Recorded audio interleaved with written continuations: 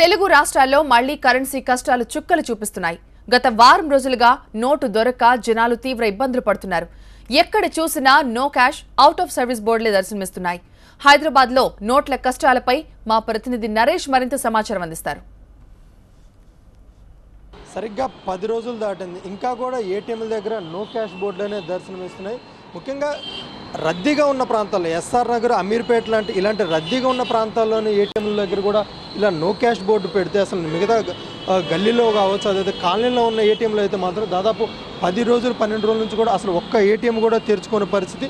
హైదరాబాద్లో ఉండే దాదాపు 80 to 90% ఏటీఎంలో ఇప్పటి వరకు కూడా క్యాష్ దొరకని పరిస్థితి. అయితే ఏటీఎంలో పరిస్థితి అలా ఉంటే బ్యాంకుల్లో కూడా పరిస్థితి అదే విధంగా ఉందని చెప్పుకోవాలా. చెక్ బుక్ తీసుకుని వెళ్ళి విత్డ్రా చేసుకుందామంటే మాత్రం డబ్బులు దొరకని పరిస్థితి. మరోవైపు విత్డ్రా చేసుకున్న తర్వాత కూడా వాటి మీద కూడా సర్ఛార్జీలు వేస్తున్న పరిస్థితి కనిపిస్తుంది. సార్ చెప్పండి, అసలు ఇప్పటికే 10-12 రోజులు అవుతుంది, ఏటీఎంలో క్యాష్ లేదు, బ్యాంక్కి వెళ్ళి డ్రా చేసుకుంటే సర్ఛార్జీలు పడుతున్నాయి. అసలు ఏంటంటారు? అసలు ఈ ఎస్ఆర్ నగర్, అమీర్పేట ఈ చుట్టుపక్కల అన్ని ఏటీఎంలో కూడా దగ్గర 4-5 రోజుల నుంచి తిరుగుతున్నాము. సో ఎక్కడా కూడా దొరకని పరిస్థితి.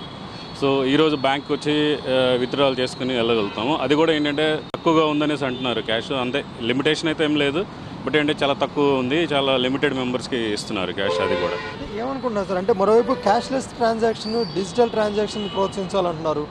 ఏటీఎంలో క్యాష్ లేదు, ఇక్కడ క్యాష్లెస్ ట్రాన్సాక్షన్ చేద్దామంటేనా సర్ఛార్జీలు బాధుడు ఉంది. అసలు ఇది భరించగలరా? భరించలేరు. యాక్చువల్గా ఏంటంటే డిజిటల్ ఉద్యోగస్తులందరూ కూడా డిజిటల్ చేయడానికి ముందుకు వస్తున్నారు, కానీ అన్నీ డిజిటల్గా కాలేదు. కొన్ని ఏంటంటే పాల ప్యాకెట్స్ కానీ అవి కానీ ఇవి కానీ డిజిటల్ చేయలేము. అది కొన్ని చేయగలం, కొన్ని చేయలేము. సో అన్నిటికీ ఏంటంటే డిజిటల్ ఇది కాదు.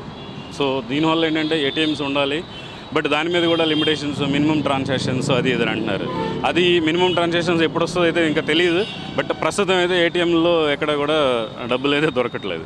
మీరు ఎన్ని రోజుల నుంచి తిరిగారు? డబ్బులు 5-6 రోజుల నుంచి కంటిన్యూగా తిరుగుతున్నాను. మార్నింగ్, లేట్ అవర్స్ ఇవన్నీ ఎక్కడన్నా దొరుకుతుందేమో అనేసి, బట్ ఏంటంటే ఎక్కడ లేదు. సో ఈరోజు ఉదయం వచ్చి బ్యాంక్ వచ్చి విత్డ్రా చేసుకున్నాను.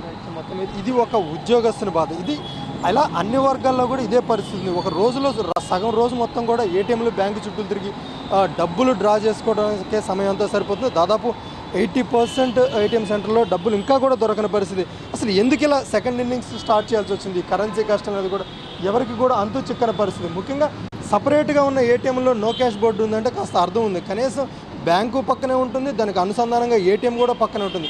ఇలాంటి ఏటీఎంలో కూడా డబ్బులు లేవు. మరోవైపు బ్యాంకుల్లో కూడా చాలా నిధుల కొరత ఉంది, చాలా లిమిటెడ్గా ఉంది. కాబట్టి చాలా జాగ్రత్తగా ఓన్ బ్రాంచ్ కస్టమర్స్కి మాత్రమే డబ్బులు అందిస్తున్న పరిస్థితి. ఏదైనప్పుడు కూడా హైదరాబాద్లో దాదాపు 80 నుంచి 90% ఏటీఎంలో ఇంకా క్యాష్ దొరక జనం తీవ్ర ఇబ్బందులు పడుతున్నారు. మరోవైపు బ్యాంకుల సర్ఛార్జీల బాధలు కూడా అంతకంతకు అదే పరిస్థితిగా ఉంది. ఎందుకంటే డబ్బులు విత్డ్రా చేసుకోవాలంటే క్యాష్ లేదు, డిజిటల్ ట్రాన్సాక్షన్ చేద్దామంటే సర్ఛార్జీల బాధలు ఉంది. కాబట్టి ఇక సామాన్యులు మాత్రం తట్టుకునే పరిస్థితి లేదని చెప్పేసి కూడా జనం గగ్గోలు పెడుతున్నారు. కెమెరా పర్సన్ విశ్వరూప్తో నరేష్, TV9 హైదరాబాద్.